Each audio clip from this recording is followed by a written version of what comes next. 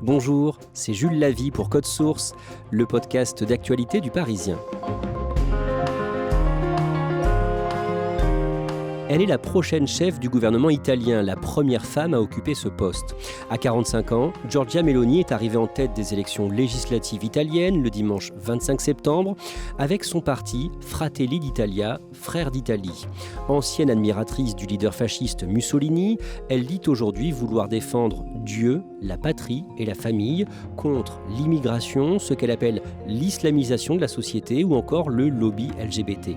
Qui est Giorgia Meloni ? Qu'est-ce qui a rendu possible son arrivée à la tête du gouvernement italien? On fait le point aujourd'hui avec Henri Vernet du service politique du Parisien, de retour de reportage en Italie.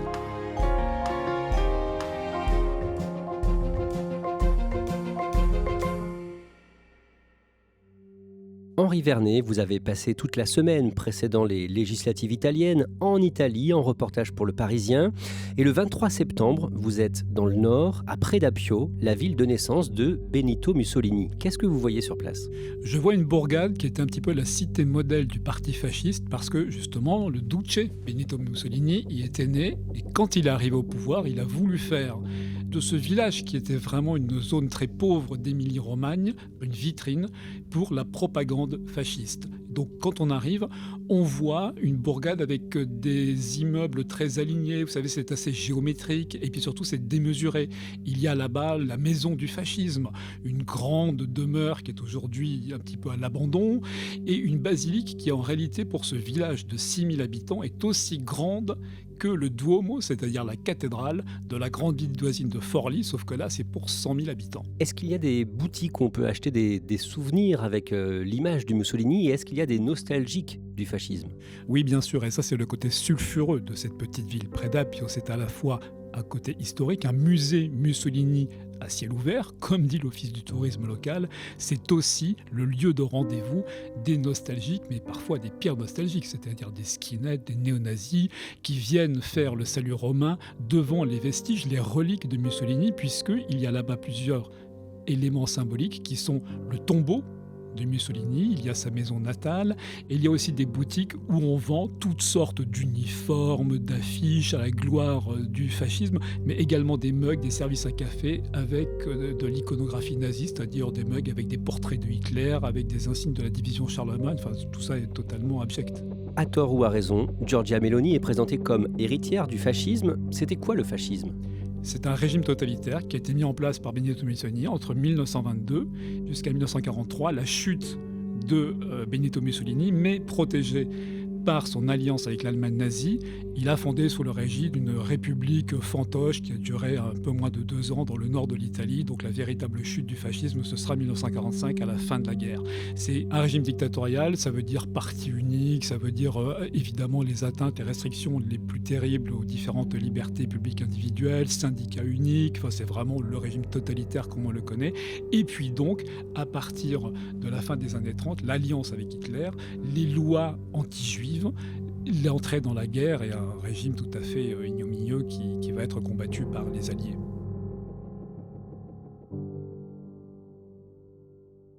Dans ce podcast, Henri Vernet, vous allez nous résumer le parcours de Giorgia Meloni et comment elle est parvenue à devenir la première femme en position de gouverner l'Italie. Giorgia Meloni a 45 ans, elle vit en concubinage avec un journaliste, ils ont un enfant ensemble. Giorgia Meloni est née le 15 janvier 1977 à Rome. Dans quel milieu est-ce qu'elle grandit ? Un milieu modeste, parce que son père, qui est expert comptable, qui est plutôt de gauche d'ailleurs, qui est même communiste, va quitter le foyer conjugal alors qu'elle n'a que 2 ans. Il va tout simplement tenter l'aventure et s'installer aux Canaries. Et il abandonne donc la mère et sa fille, qui vont du coup habiter dans un quartier populaire de Rome, quartier qui a été édifié il y a une centaine d'années pour justement loger la classe ouvrière. C'est au sud de la capitale italienne et c'est un fief de l'antifascisme à l'époque et du communisme. Quand elle a 15 ans, en juillet 1992, Giorgia Meloni est marquée par l'actualité. Elle est marquée par les images terribles de l'assassinat des 2 juges anti-mafia, Borsellino et Falcone. Moins de 2 mois après l'assassinat du juge Falcone, la mafia a une fois de plus frappé la justice à sa tête. Les images sont presque les mêmes. Cette fois, c'est une voiture piégée qui est venue percuter en milieu d'après-midi la voiture du juge Paolo Borsellino et son escorte devant l'immeuble où résidait le magistrat dans la banlieue de Palerme. Quand elle voit ça, eh bien, immédiatement, elle se dit qu'il faut remettre de l'ordre dans ce pays. Elle est adolescente. Qu'est-ce qu'elle fait? Elle téléphone au siège du MSI. Le MSI, c'est le Mouvement social italien. C'est le parti qui a été fondé, y compris par d'anciens dignitaires du régime fasciste, et qui revendique tout simplement son côté post-fasciste. On est dans l'immédiat après-guerre. Il reprend les symboles mussoliniens, avec la flamme tricolore, avec tout cela sur un socle qui serait censé représenter le tombeau de Mussolini. Et il est ouvertement parti d'extrême droite, cultivant cette nostalgie, parce que pour beaucoup d'Italiens, le fascisme, il y a un petit peu deux époques. Il y a l'époque où l'Italie, en quelque sorte, était lancée dans des grands travaux, était un pays qui se développait sur le plan économique, mais il y a évidemment la période beaucoup plus noire que nous avons décrite tout à l'heure. Giorgia Meloni, d'un mot, on sait pourquoi elle va vers ce parti? Parce que pour elle, à l'époque, c'est le parti de l'ordre, c'est le parti de l'autorité, c'est-à-dire c'est celui qui serait apte à lutter contre la mafia. Et puis l'espèce de rhétorique, l'espèce de théâtralité des mouvements fascistes peut attirer les jeunes. Et donc, c'est ça qui attire Giorgia Meloni, le côté assez radical quand elle est adolescente. En 1995, le MSI devient l'Alliance nationale. Le leader du mouvement, Gianfranco Fini, lui confie des responsabilités. Giorgia Meloni devient responsable de l'action étudiante du parti.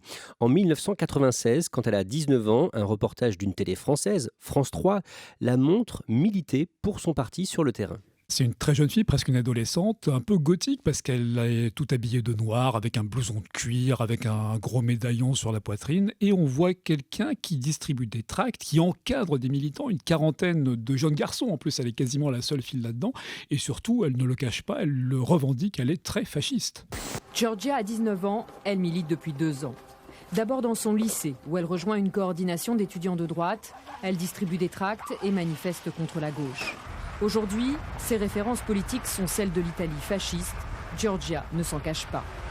Moi, je crois que Mussolini, c'était un bon politicien. C'est-à-dire que tout ce qu'il a fait pour l'Italie. Et on ne le trouve pas, ça, dans les politiciens qu'on a eus dans les dernières 50 ans. En 1998, à 21 ans, elle se fait élire conseillère de la province de Rome. En 2006, elle fait son entrée à la Chambre des députés, l'équivalent de l'Assemblée nationale. Elle a 29 ans à ce moment-là et elle est la plus jeune députée de cette législature. 2 ans plus tard, en 2008, à 31 ans, elle devient ministre sous Berlusconi. Oui, parce que Berlusconi a fait alliance avec Gianfranco Fini, donc avec le chef de l'extrême droite de l'Alliance nationale, qui voulait en quelque sorte redorer un petit peu cette image, l'adoucir, presque dédiaboliser comme on ne disait pas encore. Et donc tous les deux croient beaucoup en Giorgia Meloni, parce que par sa jeunesse, son charisme, et puis il faut le dire aussi, c'est un monde de machistes, le monde politique italien. Elle est blonde, elle a de la grâce, elle sait y faire, elle est très punchy. C'est souvent elle qui est envoyée sur les plateaux des télévisions parce qu'elle a le sens de la formule choc. Par exemple, elle y va pour dénoncer le caractère factieux des livres, des manuels scolaires qu'elle trouve complètement soumis à la gauche. En 2012, Giorgia Meloni quitte la coalition de Silvio Berlusconi et fonde son propre parti, les Frères d'Italie, Fratelli d'Italia. Décrivez-nous le logo de ce parti. Eh bien, c'est tout simplement le logo du MSI, c'est-à-dire qu'elle reprend le logo du parti néofasciste de l'après-guerre. Ça veut dire qu'elle assume complètement cet héritage. C'est un héritage mussolinien. On le voit d'ailleurs même dans ses slogans, quand elle insiste beaucoup sur Dieu, la patrie, la famille. C'était typiquement la doctrine du fascisme. Aux européennes de 2014, son parti rassemble moins de 4% des voix. En 2016, elle échoue à se faire élire à la mairie de Rome. Elle termine 3e. Aux législatives de 2018, son petit parti termine là encore aux environs des 4%. Mais Frères d'Italie, Fratelli d'Italia progresse aux européennes de mai 2019, près de 6,5% des suffrages. Et Giorgia Meloni préside un groupe d'eurodéputés. Quelques mois plus tard, le samedi 19 octobre 2019, alors que toute la droite italienne est réunie à Rome, place San Giovanni, elle prononce un discours qui marque l'assistance. Oui, parce qu'elle affirme ses convictions, elle est tout sauf politiquement correcte et donc elle se met à clamer « Je suis Giorgia, je suis une femme, je suis une mère, je suis italienne, je suis une chrétienne et vous ne me le retirerez pas. » Pourquoi dit-elle ça ? Parce que tout simplement, elle dénonce ce qu'elle considère comme le danger de l'islamisation qui vient bousculer l'identité de l'Italie. Et ça, c'est vraiment son dogme principal en tant que candidate pour son parti. En quelque sorte, elle est de ce côté-là assez proche d'un Éric Zemmour en France quand il parle de grands remplacements. Elle partage les mêmes convictions. Début 2021, l'Italie traverse une crise politique dont elle a l'habitude. Henri Vernet, l'Italie a un système parlementaire où il faut tout le temps faire des compromis, créer des coalitions. Et c'était une volonté suite à la guerre ? Oui, c'était surtout pour éviter l'aventurisme d'un parti et surtout d'un homme, en gros éviter la reproduction d'une dictature à la Mussolini. Donc il y a un parlement qui est puissant, un président de la République qui est vraiment là pour inaugurer les chrysanthèmes et un gouvernement. Mais ce gouvernement est dans les mains du Parlement et c'est vrai que les partis changent souvent de position par rapport à l'action gouvernementale. Et puis, facteur d'instabilité encore plus grande, quand vous êtes un député italien, vous pouvez changer d'étiquette en cours de législature, ce qui évidemment ne simplifie pas les choses. Et donc, on arrive à ce qu'on appelle, vous savez, on parle souvent de l'art des combinazioni, c'est-à-dire les combinaisons, les arrangements, parfois improbables, entre partis, pour soutenir à un moment donné tel ou tel chef de gouvernement, pour mieux le lâcher dans les semaines qui suivront. Fin janvier 2021, le président du Conseil, Giuseppe Conte, du mouvement 5 étoiles, voit sa coalition exploser. Il est obligé de démissionner. Et en février, le président de la République choisit Mario Draghi pour le remplacer. Mario Draghi, l'ancien patron de la Banque centrale européenne, qui forme à ce moment-là un gouvernement d'union nationale avec tout le monde, mais Giorgia Meloni, elle, décide de rester dans l'opposition. Oui, parce qu'elle ne veut pas participer à un gouvernement qu'elle estime un gouvernement de technocrates et surtout un gouvernement dans la main de Bruxelles. Mario Draghi est l'ancien patron de la Banque centrale européenne. Il est donc très en phase avec ses pairs européens et avec Bruxelles. Mais c'est un gouvernement qui va mettre en œuvre des réformes difficiles pour pouvoir bénéficier du plan d'aide massif post-Covid européen. Vous savez, ce sont ces dizaines, voire centaines de milliards qui ont été attribués aux différents pays. L'Italie est le premier bénéficiaire. Meloni, elle a compris ça. Et contrairement à son rival Salvini, à l'intérieur de la famille d'extrême droite, eh bien, elle refuse d'entrer dans ce gouvernement. Elle est la seule à camper dans l'opposition. Et ça, c'est un calcul payant ? Oui, c'est un calcul payant parce qu'elle compte récupérer les voix de tous ceux qui seront déçus par la collaboration de Salvini, donc de la Ligue, avec ce gouvernement, par l'entrée également, la participation à ce gouvernement des 5 étoiles, bref, de ces partis anti-système qui finalement rentrent dans le système. Eh bien, les Italiens, l'électorat ne les suit plus et ils se déplacent de l'un à l'autre. Il faut dire que l'électorat italien est extrêmement volatile. Il se déplace comme ça quasiment à chaque scrutin. Matteo Salvini, c'est l'autre figure d'extrême droite dont on parlait beaucoup jusqu'ici, le leader de la Ligue, l'ancienne Ligue du Nord. Pourquoi il s'essouffle à ce moment-là ? Justement parce que lui a beaucoup changé, au point de passer pour un opportuniste. Il est passé d'un gouvernement donc avec les 5 étoiles à un gouvernement avec Mario Draghi. Et puis Matteo Salvini, malgré tout, son côté extrémiste a lassé les Italiens. Il est finalement considéré, lui, comme plus à l'extrême droite qu'une Giorgia Meloni. Il imite par exemple Mussolini dans son comportement, sa façon de se revêtir d'un uniforme de policier, sa façon de parader torse nu, un peu comme le Duce faisait, sa façon parfois même de parler au balcon sur lesquels Mussolini parlait. Ce qui passe mal également, c'est son soutien total à Poutine, y compris après l'invasion de l'Ukraine. Donc les Italiens se lassent de quelqu'un qui pourrait, par son extrémisme, finir par isoler le pays. Giorgia Meloni, elle est clairement aux côtés des Ukrainiens ? Elle a tout de suite affirmé son soutien à l'Ukraine après l'invasion. Elle a aussi affirmé son appui aux politiques de livraison d'armes à l'Ukraine. Et elle a réaffirmé l'appartenance totale, l'adhésion totale du pays, si elle en prenait les rênes, à l'OTAN, c'est-à-dire à l'organisation militaire sous l'égide des États-Unis. Par rapport au leader de la Ligue, Matteo Salvini, elle semble moins extrême, mais pourtant, elle réaffirme régulièrement ses positions sur plusieurs sujets. Par exemple, au mois de juin, à Marbella, en Espagne, invitée au congrès du parti d'extrême droite espagnol Vox, elle affirme clairement ses positions. No hay mediaciones posibles. Oui, sur les thèmes qui sont au cœur de son ADN, c'est-à-dire la défense de la famille telle qu'elle la conçoit, la croisade contre l'islam et le rejet des immigrés. Et donc ce jour-là, elle dit oui à la famille naturelle, non au lobby LGBT. Sí a la familia natural, no a los lobbies LGBT. Oui à l'identité sexuelle, non à l'idéologie du genre. Sí a la identidad sexual, no a la ideología de género. Sí a la cultura de la vida, no al abismo de la muerte. Oui à la culture de la vie, non à celle de la mort. Oui aux valeurs universelles chrétiennes, non à la violence islamiste. Oui aux frontières sûres, non à l'immigration massive. Oui au travail honnête, non à la grande finance internationale. No a las grandes finanzas internacionales. Oui à la souveraineté du peuple, non à la bureaucratie de Bruxelles. No a las burócratas de Bruselas. Y sí a nuestra civilización. On voit bien, c'est une déclaration enflammée, avec des caractères évidemment anti-islam, un petit peu antisémite également. On est dans un discours que n'aurait pas renié un Mussolini en campagne. Au mois de juillet, nouvelle crise politique en Italie. Le mouvement 5 étoiles refuse un vote de confiance. Mario Draghi démissionne et des élections législatives anticipées sont donc annoncées pour le 25 septembre.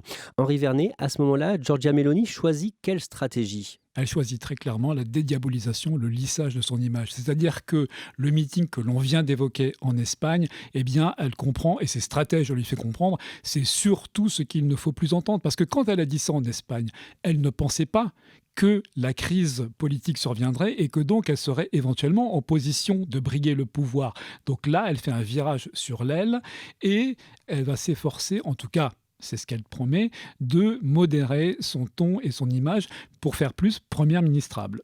Et elle va faire une alliance avec le mouvement Forza Italia de Silvio Berlusconi et avec la Ligue de Matteo Salvini.